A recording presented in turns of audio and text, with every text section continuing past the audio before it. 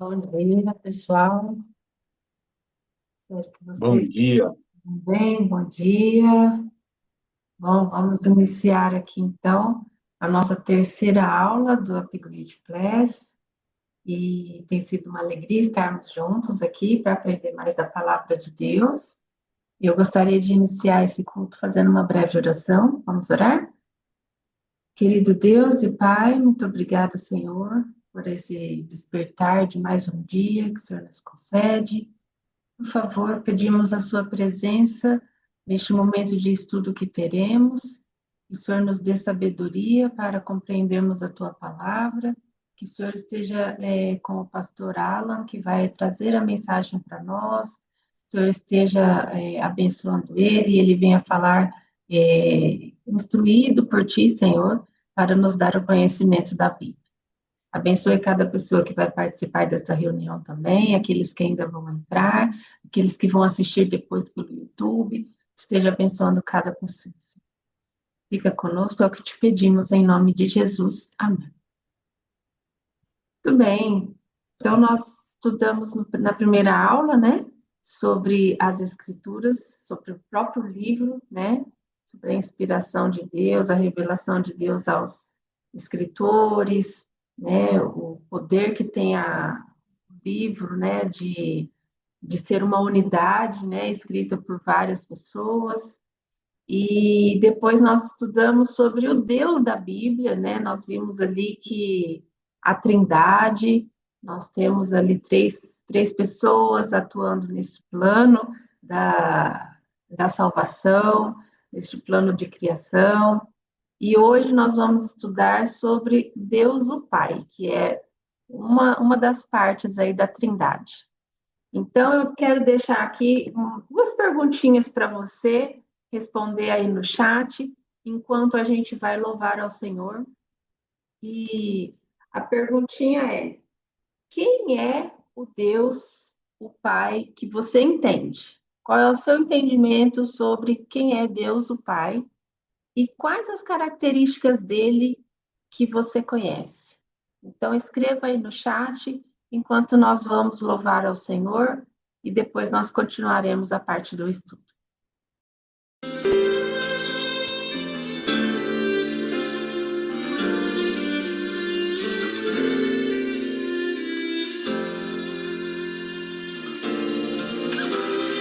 Grande e lindo é o amor de Deus,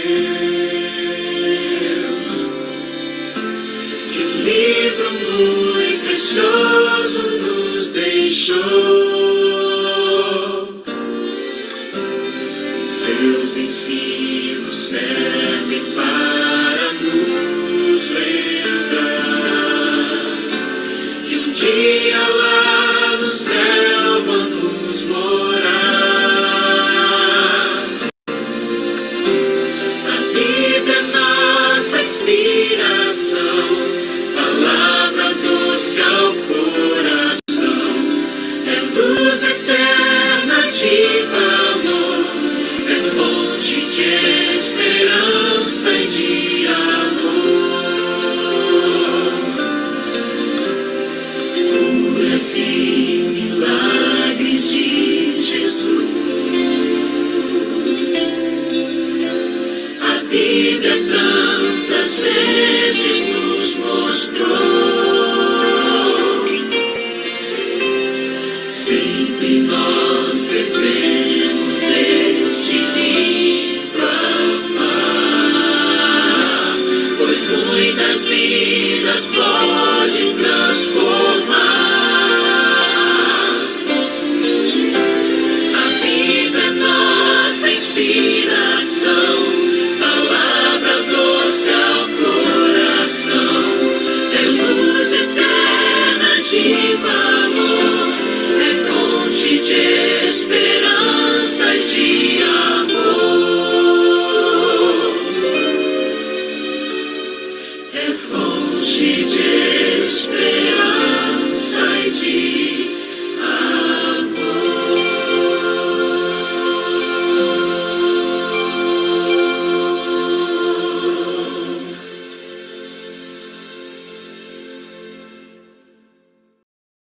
bem, Bíblia é a nossa fonte de esperança, né? Nossa fonte de sabedoria, e é um privilégio nós tê-las em mãos para poder estudar, por enquanto em tão boas circunstâncias, né, pastor? É um privilégio saber que Deus se preocupou em deixar algo escrito para que a gente tenha acesso, para que a gente conheça Ele melhor, com mais detalhes, para que a gente se aproxime mais dele. Pastor, Deus te use, Deus te abençoe e fale através de você para cada um de nós nessa manhã. Obrigada.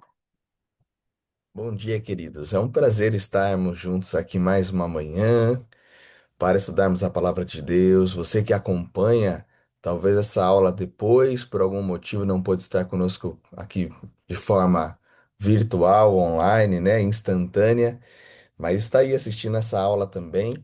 Nós falamos já sobre as Escrituras, falamos sobre a Trindade. E nós vamos agora falar sobre cada pessoa da Trindade, cada pessoa coeterna que juntos se relaciona uma com a outra. E nós vamos começar falando, como a irmã Cláudia já colocou, vamos começar falando sobre Deus o Pai. E aqui o irmão Floresval já colocou, né? Deus é meu Criador que me sustenta em seu amor. Amém. Marli também colocou, Deus é o Criador de todas as coisas. Muito bem, louvado seja Deus. Eu acho que cada um de nós temos aí uma maneira de analisar, né, de como interpretar, de como nós compreendemos quem Deus é. Mas é interessante quando nós falamos sobre Deus, o Pai, muitas vezes pode gerar dúvidas nas pessoas. Quando nós falamos sobre Jesus, as pessoas não têm dúvida sobre qual é o seu papel, o que ele faz, quem ele é, até sobre a pessoa do próprio Espírito Santo. Bom, ele é o nosso consolador, que nos convence, que fala em nossa mente, que trabalha em nosso favor, trabalha nos bastidores. Mas quando nós falamos sobre Deus, o Pai, muitas pessoas têm dúvidas a respeito do seu papel, não entendem a posição, até vão dizer que Deus, o Pai, é apenas transcendente, grandioso, mas ao mesmo tempo ele é distante. É um Deus, as pessoas assim enxergam, um Deus que não se importa muito conosco. É um Deus, sim, que de fato criou, como vimos na semana passada, mas é um Deus que nos deixou à mercê do mundo, à mercê da vida e que pouco se relaciona conosco. Mas será que é isso mesmo? Será que é assim? Outros ainda vão dizer que o Deus do Antigo Testamento é um Deus e o Deus do Novo é outro Deus. Vão dizer que o Deus do Antigo Testamento é um Deus carrasco, um Deus mesquinho, um Deus irado, um Deus bravo, um Deus inflexível. Mas será que é assim mesmo que a Bíblia apresenta Deus o Pai? Primeiramente, nós temos que lembrar de um texto que já lemos anteriormente, mas que é importante nós relermos esse verso hoje, que está lá em João capítulo 1, verso 18. O Evangelho de João, capítulo 1, verso 18, que diz dessa seguinte maneira a respeito de Jesus e a respeito do Pai: Ninguém jamais viu a Deus. O Deus unigênito que está junto do Pai é quem o revelou. Portanto, temos que lembrar que quando estamos vendo o Filho, estamos vendo o Pai, não porque eles são a mesma pessoa, mas porque eles são um em caráter, em atributos, qualidades, maneira de pensar. Eles são iguais. Portanto, quando você olha para o filho, você também está olhando para o pai na forma de ser, de se revelar, né? Forma amorosa, enfim, em tantos outros atributos. Mas vamos falar um pouquinho sobre quem é Deus o Pai. Vamos pensar primeiramente sobre algumas características importantes, né? Hebreus capítulo 1, precisamos partir desse ponto importante. Também é um texto que nós lemos no primeiro estudo que nós tivemos dessa série. o estudo sobre as Escrituras Sagradas, nós lemos esse verso. E aqui em Hebreus capítulo 1, o verso 1 até o verso 3, vai nos trazer aqui uma informação que precisamos dela nesse momento, para usarmos como um ponto de parâmetro quando analisamos quem Deus é, e principalmente sobre essa divisão que muitos fazem sobre um Deus que age de uma forma no Antigo Testamento e um Deus que age de uma maneira totalmente diferente no Novo Testamento. Muitos dizem que no Antigo Testamento é Deus o Pai quem se revela e no Novo Testamento é Deus o Filho. Um é o pai malvadão e o outro é o filho bonzinho. Mas será que é isso mesmo? Vamos lá, irmã Cris. Vamos abrir a nossa Bíblia. Vamos ler aqui em Hebreus capítulo 1, do 1 ao 3. Antigamente, Deus falou muitas vezes e de muitas maneiras aos pais, pelos profetas, mas nesses últimos dias nos falou pelo Filho, a quem constituiu o herdeiro de todas as coisas, pelo qual também fez o universo. O Filho, que é o resplendor da glória de Deus e a expressão exata de seu ser, sustentando todas as coisas pela sua palavra poderosa, depois de ter feito a purificação dos pecados, assentou-se à direita da majestade nas alturas, assentou-se à direita do Pai. Perceba que aqui, a respeito da pessoa do Pai, nós temos ele aparecendo de algumas formas. Primeiro, quem fala a nós é Deus o Pai. E ele se utiliza da pessoa do Filho como se utilizou das pessoas que ali, os homens que eram profetas. Então, Deus, o Pai, é quem está se revelando, é quem está apresentando a sua vontade, é Ele que está em busca deste relacionamento com a humanidade, no Antigo Testamento e também no Novo, ok? Então, Ele é quem se revela em ambos os testamentos, utilizando-se de pessoas ou do seu próprio Filho, ok? Então, nós não podemos usar do argumento que Deus o Pai, ele só age até o final do Antigo Testamento. Quando vira para o Novo, agora então é Jesus e Deus o Pai não está mais ali. Afinal, aquele Deus malvado e carrasco, ruim, inflexível, ele ficou para trás no Antigo Testamento. Mas percebemos que Deus o Pai, ele está presente sim, usando a pessoa do Filho como uma maneira que ele buscou se revelar, fazendo com que as pessoas conhecessem a sua vontade através da vida do Filho, ok? Então, aquilo que ele fazia no Antigo Testamento por meio dos profetas, agora ele faz por meio da pessoa do Filho. Isso me mostra que o Pai está, sim, tanto no Antigo quanto no Novo Testamento, ok? Da mesma maneira, nós podemos lembrar do Filho e do Espírito. O Espírito também está presente tanto no Antigo quanto no Novo Testamento. Quando conhecemos o Filho, também conhecemos o Pai, não por serem a mesma pessoa, mas por terem as mesmas características, natureza, atributos e o caráter igual. Ok? 1 Coríntios capítulo 10, convido você a abrir a sua Bíblia também. Nós vamos ver aqui do verso 1 até o verso 5.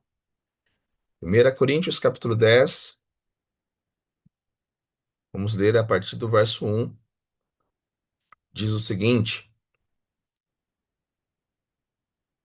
Ora, irmãos, não quero que vocês ignorem que os nossos pais estiveram todos sob a nuvem e todos passaram pelo mar, e todos em Moisés foram batizados, tanto na nuvem como no mar. Todos eles comeram do mesmo alimento espiritual, porque bebiam de uma pedra espiritual que os seguia, e a pedra era Cristo.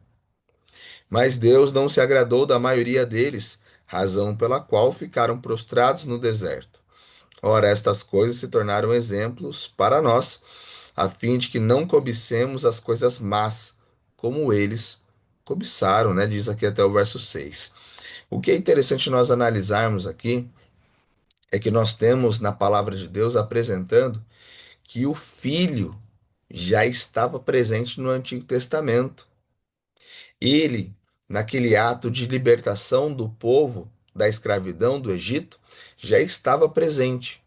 Pastor, mas nós estamos falando sobre o Pai, por que estamos falando sobre o Filho agora?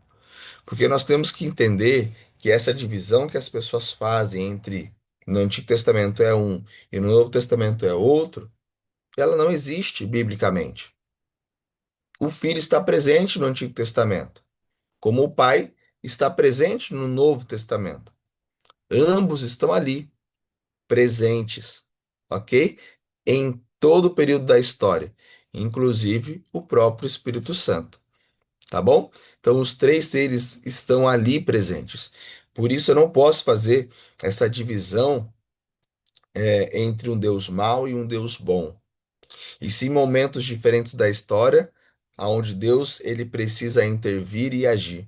E nós vamos ver que Deus, na verdade, ele é bem diferente do que aquilo que as pessoas creem, ou pelo menos enxergam Deus no Antigo Testamento.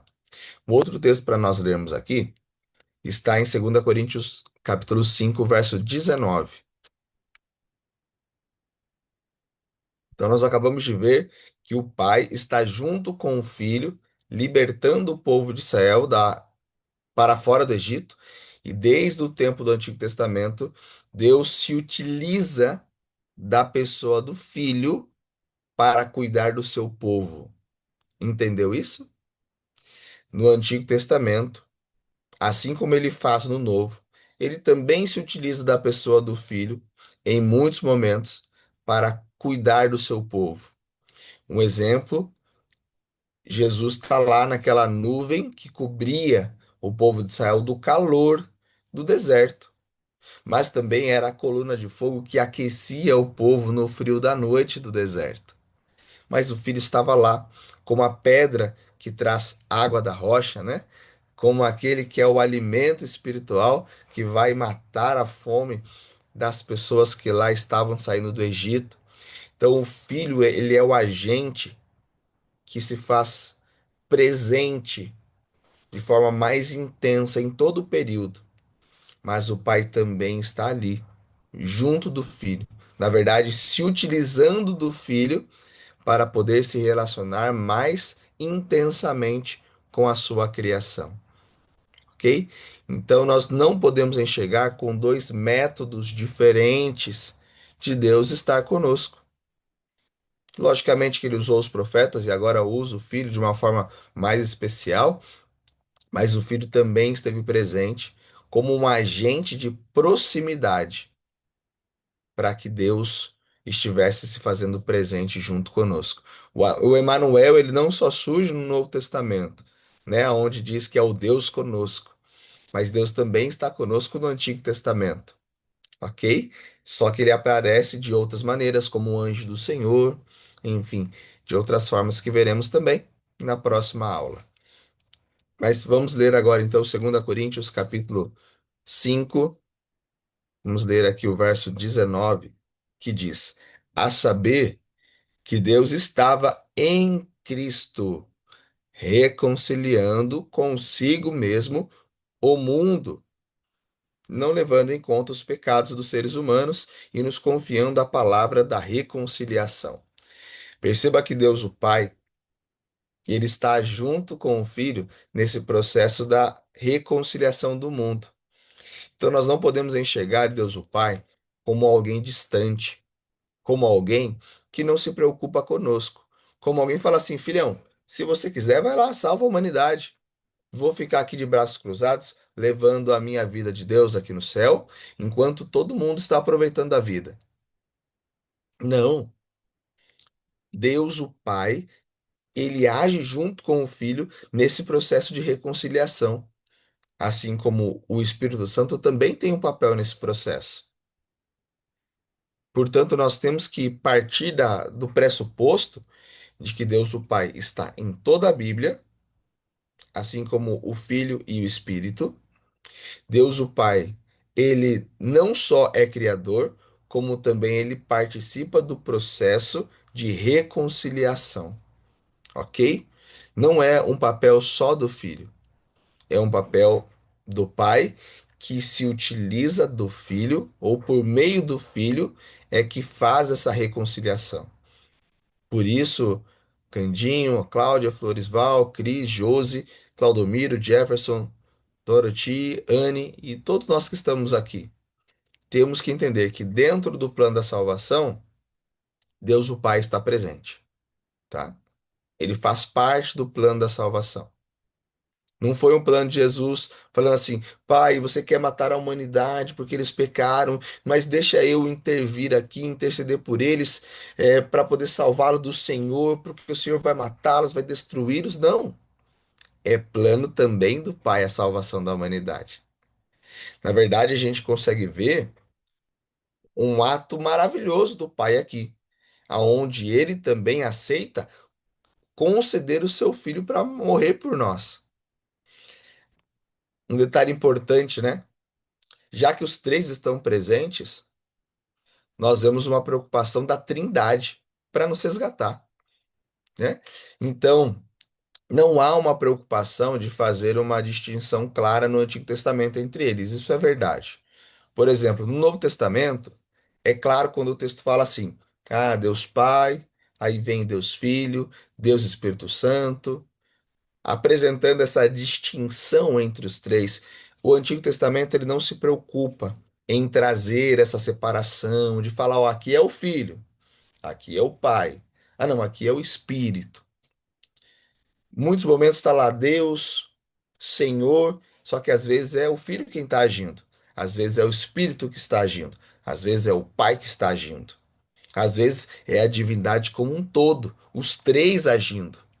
Então, no Antigo Testamento, nós não temos essa preocupação em querer distinguir cada um deles ali. Por isso, pode gerar alguma dúvida de acharmos que todas as vezes que aparece Deus no Antigo Testamento, está falando do Pai. E não, às vezes é o Filho, às vezes é o Espírito, às vezes é o Pai, às vezes são os três. Tá? O Novo Testamento ele já traz isso com mais clareza, mas traz com mais clareza pela questão de posição e propósito, né, naquele momento, aonde os três estão no mesmo nível, os três são Deus, são criadores, onipotentes, onipresentes, oniscientes. Mas no plano da salvação, quando Jesus vem para executar o plano, acontece isso aqui, né? Aonde o pai fica na forma em que está. O filho vem e se submete, ele se rebaixa, se coloca numa condição inferior. E o espírito, mais ainda, ao trabalhar apenas nos bastidores e vir apenas para exaltar Cristo, que vem para exaltar o Pai. Mas no Antigo Testamento, os três, eles estão ali juntos, trabalhando no processo de resgatar o povo de Israel, de apresentar o plano da salvação, de levar o povo de Israel até a terra prometida. Dito isso, vamos falar agora no Antigo Testamento sobre quem é Deus o Pai, tá bom? Uma vez que quando nós falarmos sobre a pessoa do filho e os atributos do filho, nós vamos somar esses atributos ao Pai também, tá bom? Então hoje a gente vai se ater muito ao Deus do Antigo Testamento, sobre características desse Deus, para podermos entender sobre o Deus do Antigo Testamento, Deus o Pai também ali presente. Vamos começar com Deuteronômio capítulo 32, versos 6 ao 8.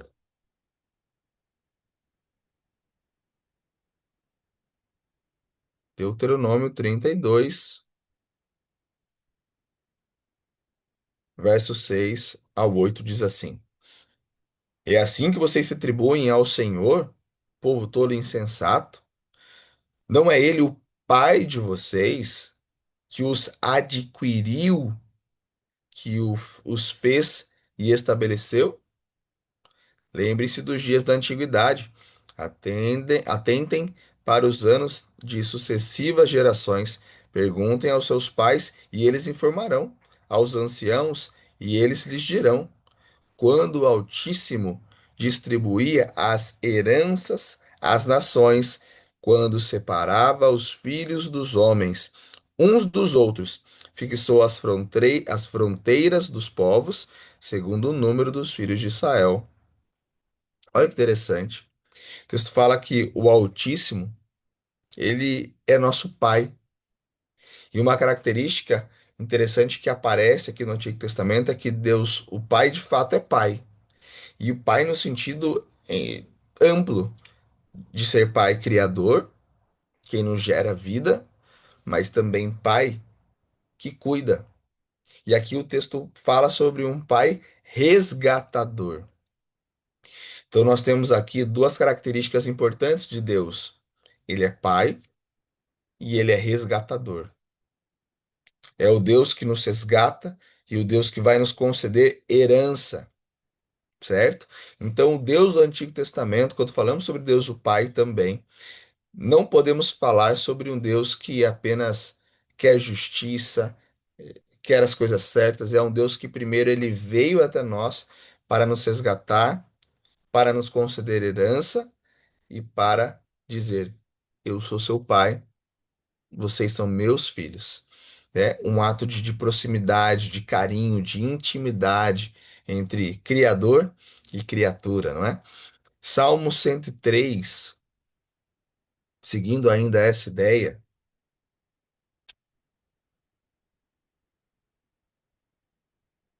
Salmo 103, verso 13, diz assim: Como um pai se compadece dos seus filhos, assim o Senhor se compadecem dos que os temem. Olha que interessante, né? Então, ele é pai, e quando você percebe essa característica dele ser nosso pai, nós não podemos analisar apenas de uma maneira fria. Ah, nos criou somente. Não, ele é um pai que cuida. Ele é um pai que é próximo, um pai presente, um pai que deseja o melhor para os seus filhos. Então, entender isso é importante por cada um de nós, entender que Deus, o Pai, de fato é Pai. Logicamente, essa nomenclatura de Deus Pai, Deus Filho e Deus Espírito Santo até trouxeram, né, em uma das aulas ali essa pergunta, né? Será que em essência lá o Espírito Santo chama Espírito Santo? Qual o nome de Jesus, né? E aí o texto fala: Não, meu nome é maravilhoso conselheiro. Quando Jesus se encontra com os pais ali de Sansão, ah, qual é o seu nome? Não, você não pode saber meu nome, porque o meu nome é maravilhoso. Mas ele se revela depois como Jesus, como o Filho. Mas ali tem muito mais a ver com uma questão de função e propósito, uma forma didática de nos ensinar algo, propriamente do que dizer, ah, o nome dele é Deus Pai. Obviamente que não vai ser Deus Pai o nome dele, mas essa característica de pai quer dizer uma característica de proximidade, de cuidado, de sabe o que é o melhor para nós, que nos sustenta, que nos mantém. Essa é a ideia de chamá-lo de pai, né? Pai não é só quem nos dá a vida. Pai, como a gente usa um ditado, né? Pai é quem cria, né? Pai é quem cuida, pai é quem mantém, é quem está ali do lado do filho, né? Então essa é a ideia do pai, e aqui do pai redentor, o pai resgatador. É o pai que vem para nos resgatar e cuidar dos seus filhos. Então nós temos essa característica, né? A próxima, em Malaquias capítulo 2 verso 10, é a último verso que nós vamos ler sobre essa característica.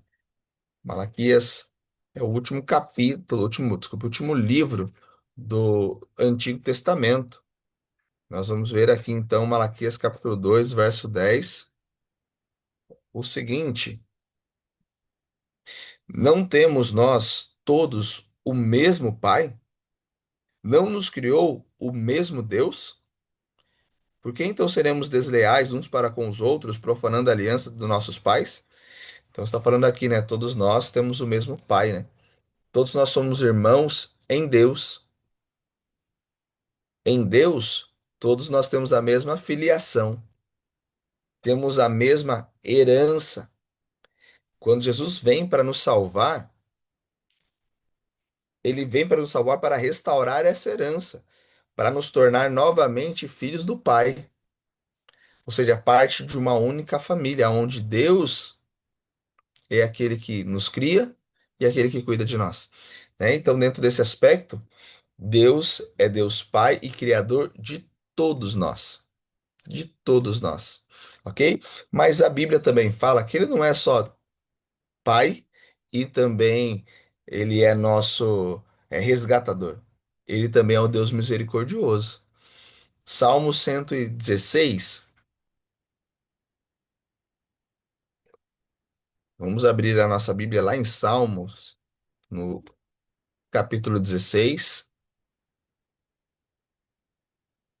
Vamos ler o verso 5. Diz assim: Compassivo e justo é o Senhor, o nosso Deus é misericordioso. Então aqui apresenta que o Deus Pai também é misericordioso. Não é só o Filho que é misericordioso, o Pai também é. E diversas vezes, quando a justiça de Deus vai entrar em pauta, Deus resolve dar mais uma oportunidade. Para pensar um ato bem simples para a gente poder refletir sobre isso.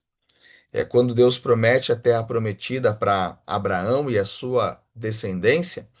Ele fala assim: Abraão, você vai ser pai de uma grande nação, tem uma terra prometida para você, só que primeiro é preciso que você vá e passe 400 anos como escravo, porque o tempo da misericórdia, o tempo da oportunidade das nações que habitam aquela terra ainda não atingiu o seu limite. Ou seja, Deus daria mais 400 anos para as nações corruptas, maldosas, terríveis que habitavam na terra de Canaã. 400 anos de misericórdia para eles, para que eles pudessem escolher de fato o lado que desejassem. 400 anos. Isso é um ato de misericórdia. Uma vez que eles já haviam escolhido a posição deles, e Deus já sabia, por ser presciente, que essa seria a decisão deles, Deus poderia ter falado assim: não, acabou. Já que esse é o caminho que eles querem, então a justiça é: quem está comigo tem vida, quem está longe de mim não tem vida, tem morte. É simples assim, né? Igual a luz só existe porque está aceso, mas se eu apagar vai ficar escuro, é automático, né? O que é a morte? É a ausência de vida. O que é a escuridão? A ausência de luz, como diz Einstein, né? O que é o frio? É a ausência de calor. Então, uma vez que você escolhe estar ausente da vida, longe de Deus, a morte é automática, instantânea. Mas Deus fala assim: não, não, é 400 anos de misericórdia para vocês, né? Então é interessante esse aspecto. Cremos que o Deus que nos criou é um Deus misericordioso, tá bom? Uma outra, um outro verso que traz essa ideia é o Salmo 136. O Salmo 136 é um dos salmos que eu mais gosto da Bíblia, porque ele repete diversas vezes essa ideia importante para nós. Mas nós vamos ver aqui somente o verso 1 e 2, e a ideia que traz aqui, ela vai se repetir em todo o capítulo. Salmos, aqui no Salmo 136, verso 1 e 2. Diz assim: Deem graças ao Senhor, porque Ele é bom, porque a sua misericórdia dura para sempre. Deem graças ao Deus dos deuses, porque a sua misericórdia dura para sempre. E essa é a ideia de porque a sua misericórdia dura para sempre, por isso que nós louvamos, por isso que nós exaltamos, por isso que nós glorificamos a Deus, é porque a sua misericórdia dura para sempre. Ele nos libertou da mão de Israel, porque a sua misericórdia dura para sempre. Tudo que nós vemos Deus fazendo com a nação de Israel, desde a libertação até conduzi-los à terra prometida, é porque a misericórdia de Deus dura para sempre. Então é porque Deus Pai é misericordioso que nós temos esperança de libertação, resgate e salvação, ok? Uma outra característica que nós podemos ver está em Daniel capítulo 9, verso 18, mas é dentro dessa mesma ideia de Deus ser misericordioso. Mas aqui tem um asterisco que nós temos que colocar, que é importante para a gente poder analisar essa misericórdia. Daniel, capítulo 9, vamos ler aqui o verso 18. Aqui Daniel ele vai orar a Deus para que Deus atue com misericórdia para salvá-lo, né?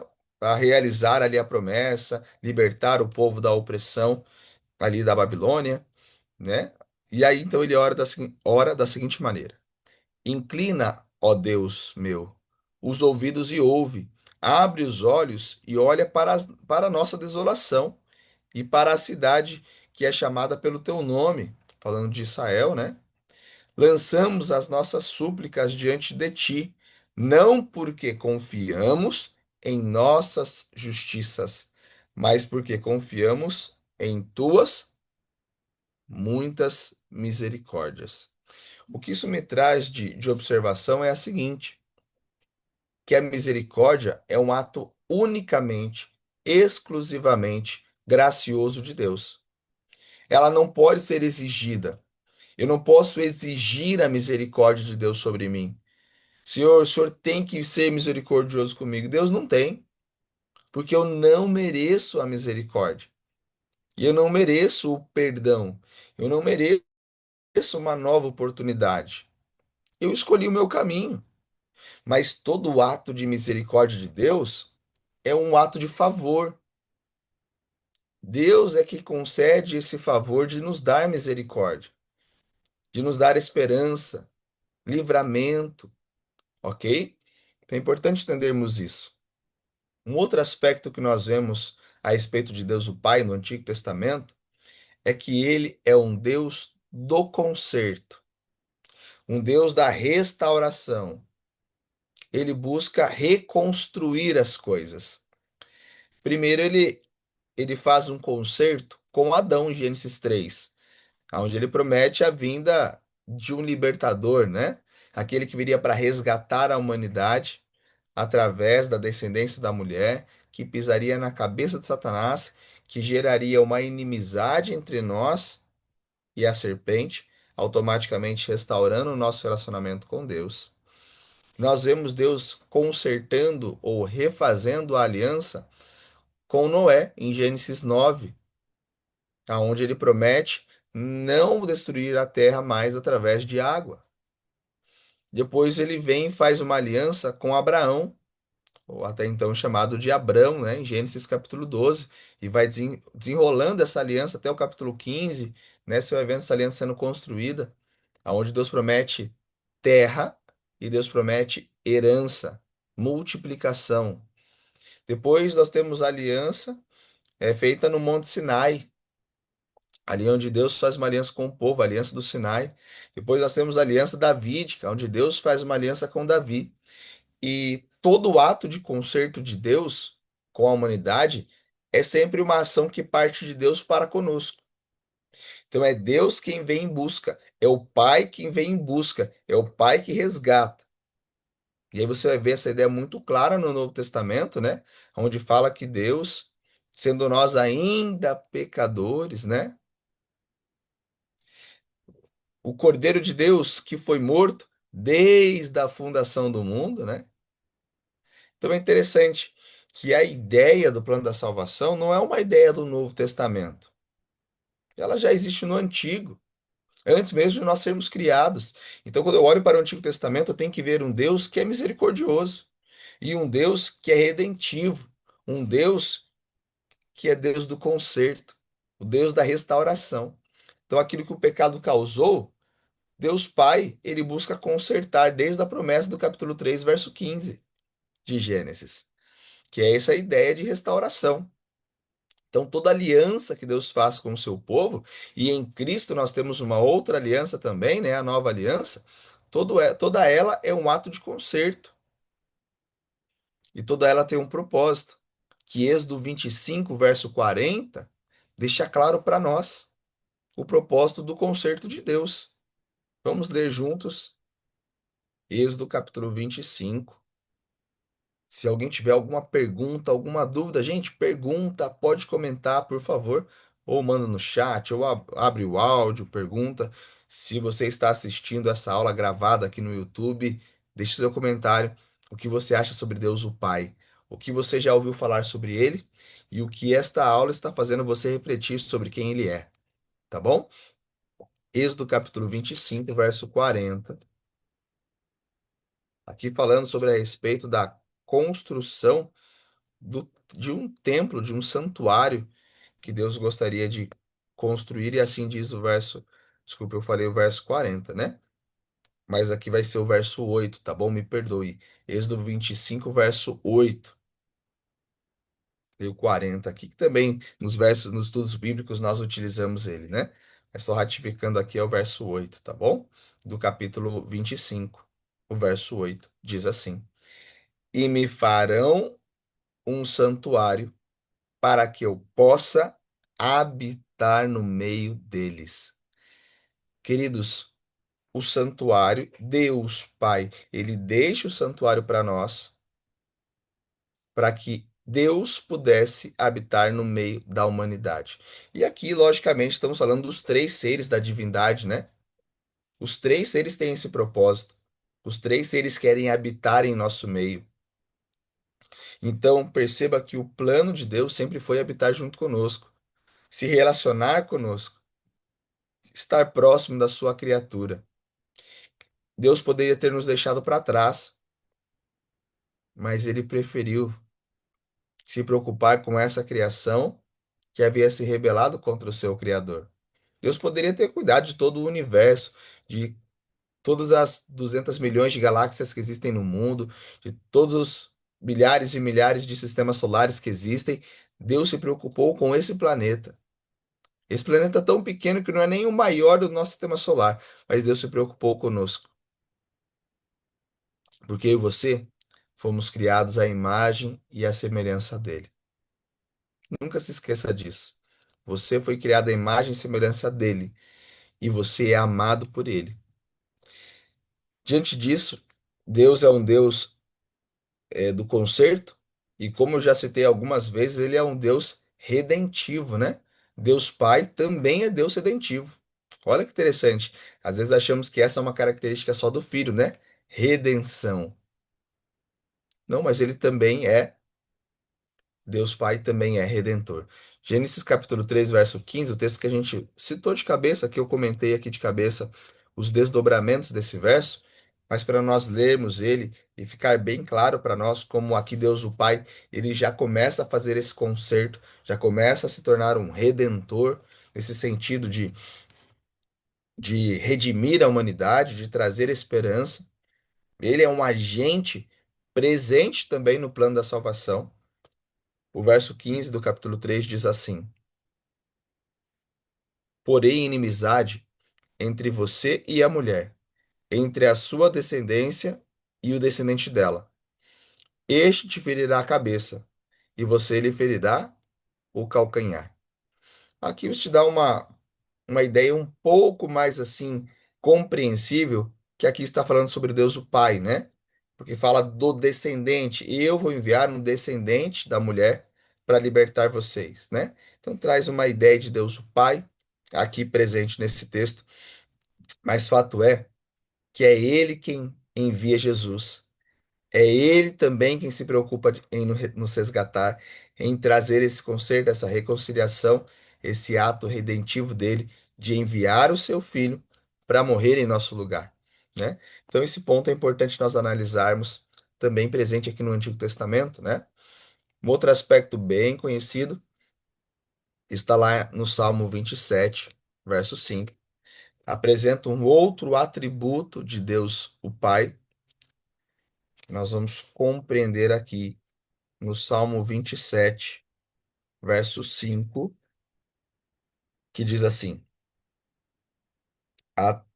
Salmos, no Salmo 27, no verso 5 diz: Pois na adversidade ele me ocultará no seu abrigo, no interior do seu tabernáculo me acolherá, ele me porá no alto de uma rocha.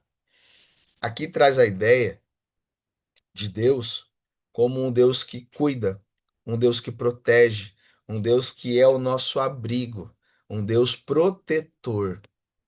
E essa é a ideia de Deus Pai como também um protetor da humanidade, dos seus filhos.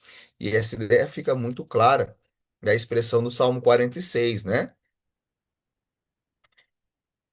Verso 1 e 2, que diz assim: Deus é o nosso refúgio e fortaleza, socorro bem presente nas tribulações. Então, olha que interessante. Deus aqui é apresentado como um Deus de refúgio, alguém que eu posso ir até ele, que encontrarei abrigo, proteção. Ele é a nossa fortaleza, e quando nós nos refugiamos nele, estamos protegidos, estamos cuidados. Então, esse aspecto é bem importante, né? Ele é a nossa proteção diante dos nossos inimigos. É o Deus do refúgio, é o Deus do acolhimento, é o Deus protetor. Então, a gente começa a perceber que quando você olha para o Pai, você começa a lembrar do Filho e fala: Nossa, mas Jesus é assim, né? Jesus é dessa forma. Que interessante. Sim, porque como Jesus mesmo apresenta, né? Aquele que vê a mim, vê o Pai que me enviou. Então as características, elas são parecidas entre eles. As características do filho, elas estão no pai, e as do pai estão no filho, que também está, todas elas estão no Espírito Santo também. Um outro aspecto, Malaquias capítulo 7, Malaquias não, desculpa, Miqueias capítulo 7, fala para nós, no verso 18 e 19,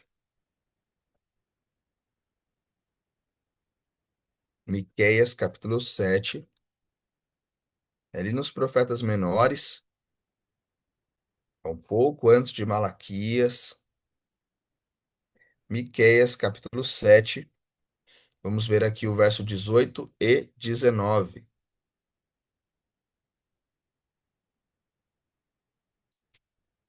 Diz assim: Quem é semelhante a ti, ó Deus, que perdoas a iniquidade e te esqueces da transgressão do remanescente da tua herança? O Senhor não retém a sua ira para sempre, porque tem prazer na misericórdia. Ele voltará a ter compaixão de nós e pisará aos pés as nossas iniquidades e lançará todos os nossos pecados nas profundezas do mar. Olha que lindo esse texto, queridos. Aqui ele tem uma somatória de atributos de Deus, né, Rosana? Tem uma somatória, né? Nós vemos aqui um Deus que é perdoador, um Deus que perdoa, um Deus que é misericordioso, um Deus que também é ira, mas aí você vai ver Deus Pai ira, você vai ver Deus Filho ira, o Espírito também se ira, no momento em que ele deixa de falar ao nosso coração o ato do pecado contra o Espírito Santo, também é o atributo da ira do Espírito, onde ele fala assim: quer saber? Fique com a sua vida, fique com a sua escolha, vou respeitá-lo, e a partir de hoje, então, eu não atuo mais em você. Então é interessante que nós vemos também esse aspecto. Temos o aspecto da misericórdia que é apresentado, o aspecto da compaixão, e é onde ele pega os nossos pecados e os lança nas profundezas do mar, né? Isso é lindo, nós podemos analisar esses aspectos, na verdade. Dentro disso, nós temos aqui um Deus de salvação, ao mesmo tempo um Deus de justiça, ok? Deus é amor, queridos. Deus também é bondade, é misericordioso. Ele acolhe, ele perdoa e restaura, ok?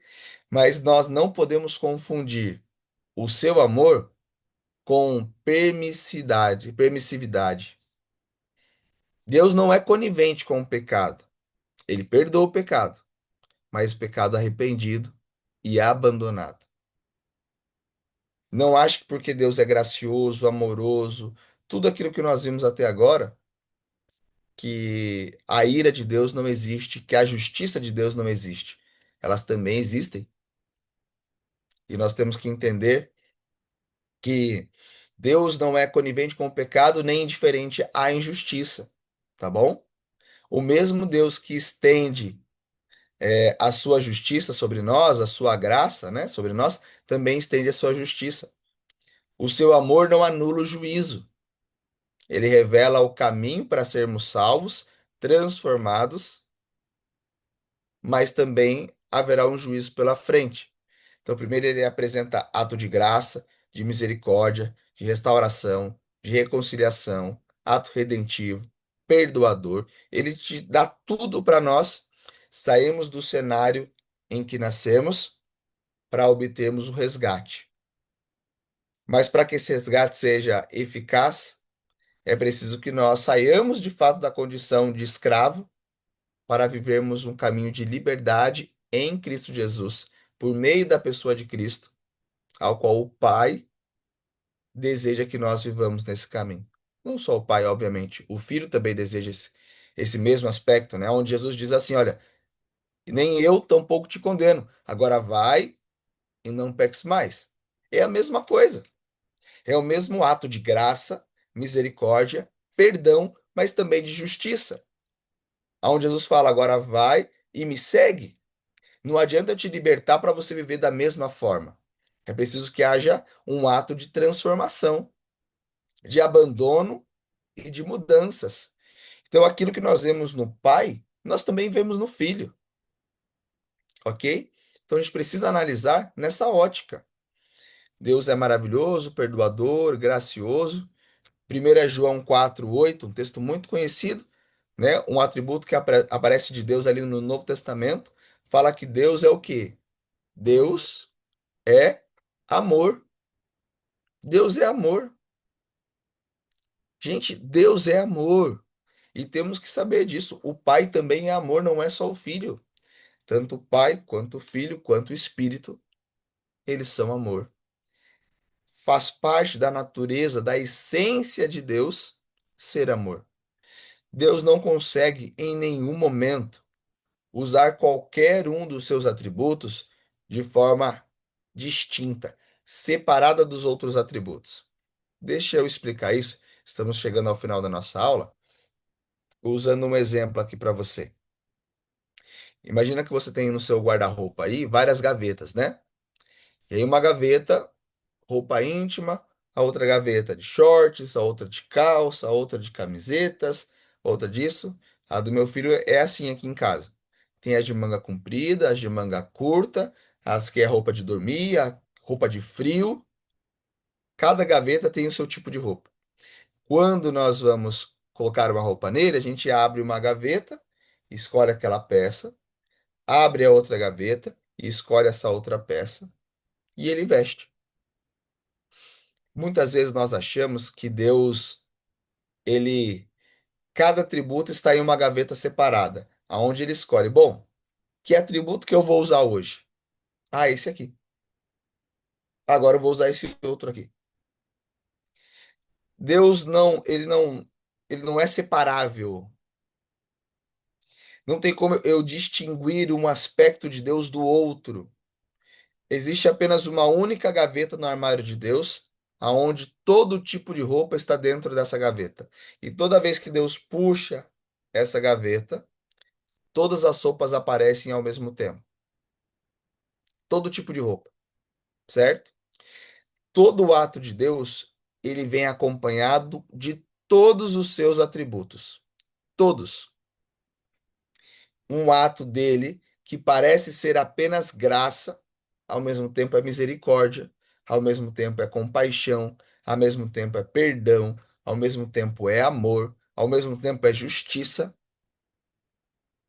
Todo ato que parece ser de ira de Deus vem acompanhado com outros aspectos, com graça, com misericórdia, vem acompanhado com amor, vem acompanhado com bondade.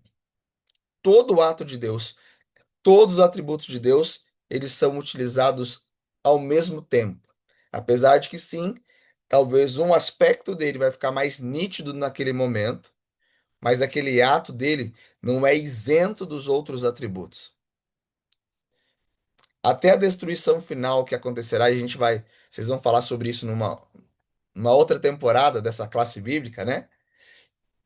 Mas nós vamos ver o ato destrutivo de Deus no final de tudo, quando vai destruir o ímpio. Mas até a destruição final do ímpio, ela vem acompanhado com misericórdia. Diferente do que muitos pensam, né? Aonde acham que o inferno é eterno, as pessoas vão ficar queimando eternamente ali para sempre sofrendo por toda a eternidade, sabe? Mas a gente tem que entender que ali também vai ter a misericórdia de Deus. Ali também vai ser um ato de amor, um ato de graça. Em que sentido? Eles vão ser destruídos, não vão mais ficar sofrendo. Também é um ato de amor a respeito daqueles que são salvos, que já estão salvos, para que o mal não exista mais. Então, tudo que Deus faz vem acompanhado de todos os seus atributos. A irmã Cris colocou uma pergunta muito boa aqui. Pastor, Moisés viu Deus o Pai ou Deus o Filho? Boa pergunta. Eu vou deixar a sua resposta para a próxima aula, irmã Cris, porque nós vamos falar sobre esse aspecto na próxima aula. Então é uma ótima pergunta, mas na próxima aula a gente vai abordar esse tema, tá bom? Excelente pergunta, tá? Mas se eu responder agora, eu vou tirar metade da próxima aula, tá? Mas excelente pergunta. Agora, o último verso que nós vamos ler nessa manhã está lá em João 3,16. O Evangelho de João, capítulo 3, verso 16. Também um texto muito conhecido, né? Diz assim: Porque Deus amou o mundo de tal maneira que deu o seu Filho unigênito para que todo aquele que nele crê não pereça, mas tenha a vida eterna. Aí você pergunta, tá bom, pastor, cadê Deus o Pai aqui? Deus o Pai aqui está amando o mundo. Perceba como Deus o Pai não ficou no Antigo Testamento? Ele transcende toda a palavra. No primeiro estudo que nós fizemos sobre as Escrituras Sagradas, nós falamos que Deus, através do Espírito Santo, inspirou todos os autores, não é? De Gênesis a Apocalipse. Toda a Bíblia foi inspirada pelo mesmo Deus. Não faz sentido eu achar que esse Deus age daqui até aqui e aí ele para de agir. Aí o outro vem e age daqui para lá. Não. Os três estão presentes, do início ao fim. E aonde o Pai está aqui? Amando o mundo.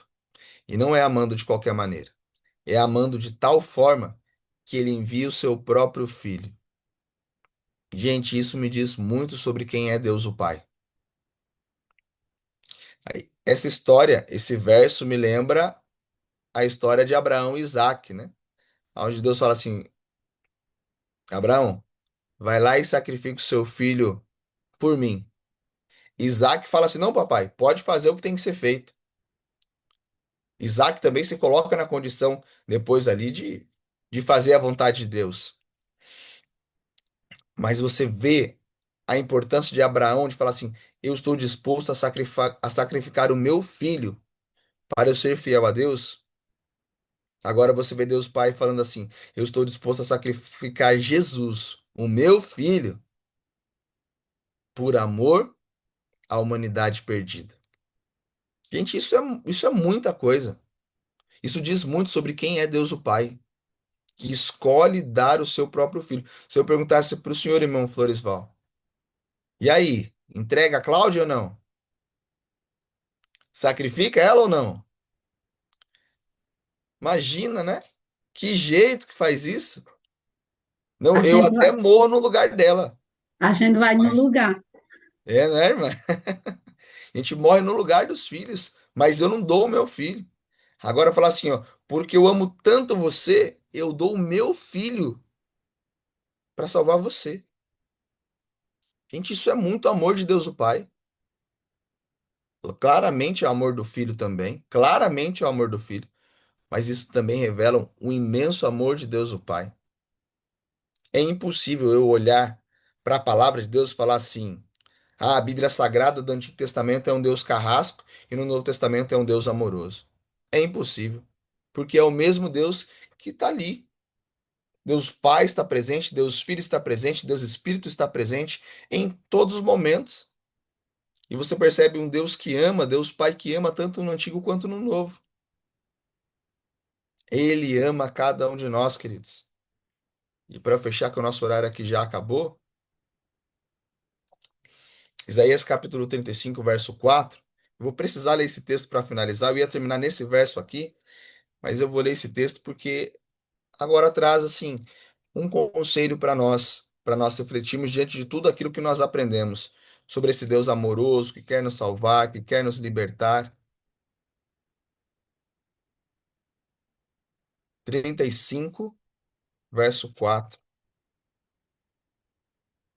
diz assim: Digam aos desalentados de coração, sejam fortes, não tenham medo.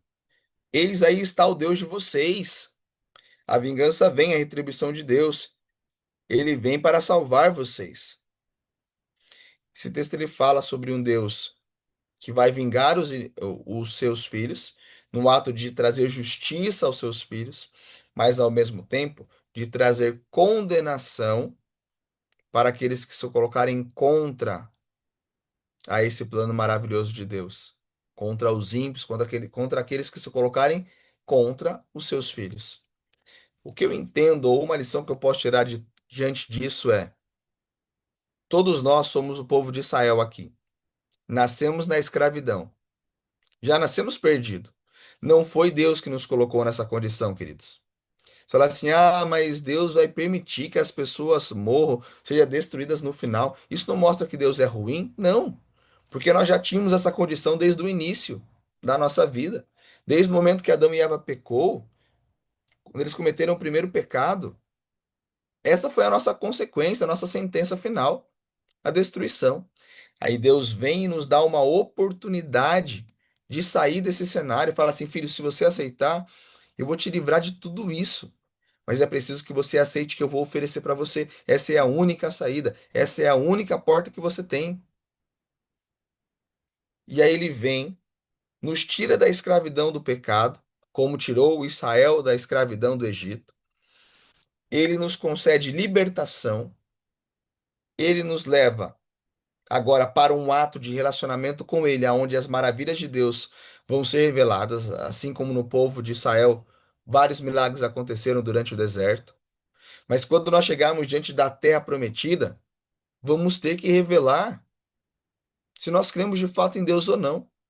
É no momento do aperto, é no momento da dificuldade, é no momento da provação que nós vamos revelar se nós cremos em Deus ou não. O povo de Israel teve que mostrar isso. Infelizmente, só dois demonstraram a fé. Deus nos libertou dos nossos inimigos. Deus nos trouxe a promessa da vida eterna. Deus prometeu que estaria conosco e está conosco. E está conosco. A coluna de fogo à noite e a nuvem durante o dia eram um sinal de que Deus estava presente com o povo de Israel, assim como eu e você. Temos diversos sinais de que Deus está ao nosso lado. Mas as provas vêm e nós precisamos resisti-las, assim como eles tinham que resistir aos gigantes, aos filhos de Anak, para conquistar a terra prometida. Precisamos mostrar em quem cremos. Se confiamos de fato em Cristo, essa é a hora, porque a promessa vai encontrar a realidade. Deus vai voltar para nos buscar. E se nós estivermos firmados nele, crendo nele, aceitando esse ato redentivo, libertador, protetor, perdoador, cuidador, nós estaremos com ele. Mas se o contrário, diante de um Deus tão grandioso que nós vimos agora, ainda assim nós rejeitá-lo, se nós viemos a rejeitá-lo, então, infelizmente, haverá também as consequências finais. Não nos enganemos. Deus também é justiça. Mas louvado seja Deus, porque hoje a graça de Deus está disponível para você. O perdão dos nossos pecados é real, se nós aceitarmos Deus em nosso coração. Dentro desse plano para nos salvar, desse plano de resgate, Deus o Pai atua, Deus o Filho atua e Deus o Espírito Santo atua. Os três seres atuam em nosso favor. E nós só não seremos salvos se nós rejeitarmos tudo isso que ele fez para nos salvar. A pergunta que eu te faço hoje, o convite que eu te faço nessa manhã, diante desse Deus Pai maravilhoso, você gostaria de recebê-lo em sua vida? Você gostaria de aceitar todas essas características, esses atributos maravilhosos de Deus o Pai sobre você, para que ele seja esse Deus maravilhoso em você, em sua vida, para te resgatar da escravidão, te levando até o cumprimento da promessa? Se você deseja receber esse Deus maravilhoso em sua vida, convido você neste momento a fechar os seus olhos para orar junto comigo agora. Grande Deus, obrigado, Deus Pai, porque o Senhor não apenas nos criou, o Senhor não nos deixou à deriva, à mercê do acaso, não nos abandonou diante das escolhas ruins que fizemos no início, mas o Senhor ainda se preocupa em nos resgatar e nos salvar, com atos de amor, de perdão, de misericórdia, atos de paciência, de bondade, atos redentivos, atos de conserto. O Senhor busca, Senhor, estar conosco diariamente. Agora pedimos a tua ajuda, a tua misericórdia mais uma vez, mesmo não a merecendo. Não é por nossos méritos que aclamamos, Senhor, mas por misericórdia mesmo que nós pedimos. Por favor, Senhor, atue em nossa vida. Seja o nosso Pai, o nosso auxílio, o nosso protetor, e louvado seja o seu nome em todo o tempo, pois a tua misericórdia dura para sempre. E é porque cremos que tu és misericordioso que temos a garantia e a certeza de nossa salvação. Através do Senhor, por meio da pessoa do Filho, com a ação do Espírito Santo em nossa vida. Nos salve mais uma vez nesta manhã, é o que nós te pedimos, em nome de Jesus. Amém. Amém. Obrigada, pastor, por mais esse estudo.